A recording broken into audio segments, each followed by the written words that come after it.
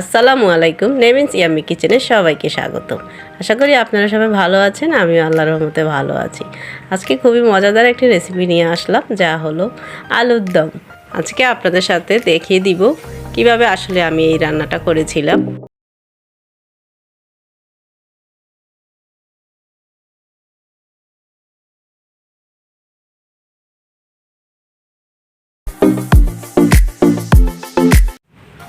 এই তো আপনাদের দেখিয়ে দিচ্ছি কিভাবে আমি রান্না করেছিলাম।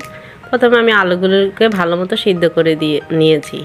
তারপর আলুটা ছিলে খোসা পরিষ্কার করে এখন সরিষার তেলে ভেজে নিলাম। আর আপনাদের তো দেখাচ্ছি, খুবই সিম্পল একটা রান্না।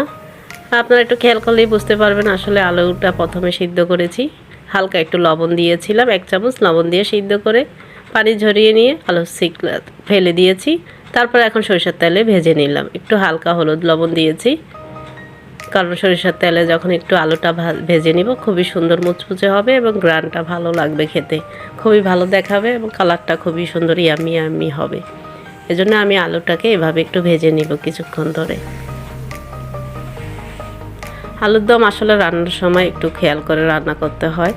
যখনই এভাবে রান্না করব তখনই আসলে খুবই মজাদার হবে এবং খুবই সুন্দর খেতে ভালো লাগবে। আমি কিছুক্ষণ অপেক্ষা করব। আলুগুলো এভাবে পর্যায়ক্রমে একটু নাড়াচাড়া করব। এই পর্যায়ে আমার চুলার আঁচটা মিডিয়াম রাখবো। বেশি জোরে যদি চুলার আঁচ বাড়িয়ে দিই তাহলে কিন্তু জ্বলে যেতে পারে এবং কালারটা সুন্দর আসবে না। এজন্য একটু ধৈর্য ধরে রান্নাটা করতে হবে। আসলে আলু দিয়ে যে কোনো রকমেরই রান্না করা যায়, অনেক রকমেরই ভালো লাগে। আসলে আলু খেতে তো খুবই ভালো লাগে। বাংলাদেশের এমন কোনো মানুষ নেই যে আলু খেতে পছন্দ করে না। আলু যেভাবেই রান্না করা হয় সেভাবেই আসলে মজা লাগে খেতে। আর এখন আলুর সিজন, শীতকালে তো আলুটা আমাদের দেশে খুবই বেশি পাওয়া যায়। এজন্য আর এই নতুন আলুগুলো দিয়ে যখন এরকমভাবে আলুর দম বানানো হয় খুবই ভালো লাগে খেতে, খুবই মজা লাগে। আর আলুর দম দিয়ে বিশেষ করে মুড়ি ভর্তা বানালে তো আরও অনেক বেশি মজা এবং খেতেও ভালো লাগে, অনেক বেশি মজা লাগে। আজকে আমি আপনাদের দেখিয়ে দিলাম আলুর দমটা কীভাবে রান্না করব। আশা করি আপনারা স্কিপ করবেন না। স্কিপ করলে আসলে বুঝতে পারবেন না আমি কিভাবে রান্না করেছিলাম। আর আপনাদের যদি ভালো লাগে অবশ্যই লাইক করবেন এবং বেশি বেশি সাবস্ক্রাইব করবেন আর শেয়ার করবেন প্রিয় বন্ধুদের। আর তাহলেই আমি নিত্য নতুন অনেক ভিডিও নিয়ে আপনাদের সামনে এভাবে উপস্থিত হব। এখন এই পর্যায়ে আমি আলুগুলো তুলে রাখবো। আর আমি সরিষার তেল দিয়ে রান্না করি বরাবর, আপনারা তো জানেন। যারা আমার নিয়মিত ভিউয়ার্স আছে তারা তো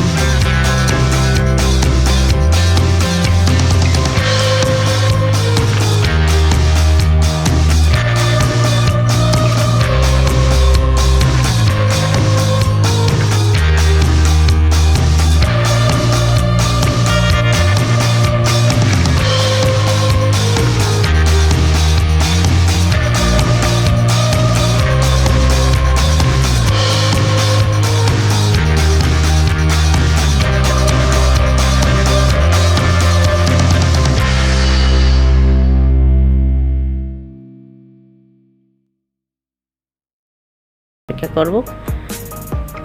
এটা আপনাদের সরাসরি দেখাচ্ছি, আপনাদের সুবিধার্থে আমি কিন্তু স্কিপ করছি না ভিডিওটি, সরাসরি আপনাদের দেখাচ্ছি। এতে এখন আমি ঢাকনা তুলে নিব। মোটামুটি পানিটা সিদ্ধ হয়ে গেছে, মশলা টশলা সবই মোটামুটি সিদ্ধ হয়েছে, কিন্তু আরও তো পানিটা টানবে, ঝোল টোল শুকিয়ে আরও একাকার হবে। এরপর যে আমি আরেকটু আলুগুলো একটু উল্টিয়ে দিব, কারণ আমার আলু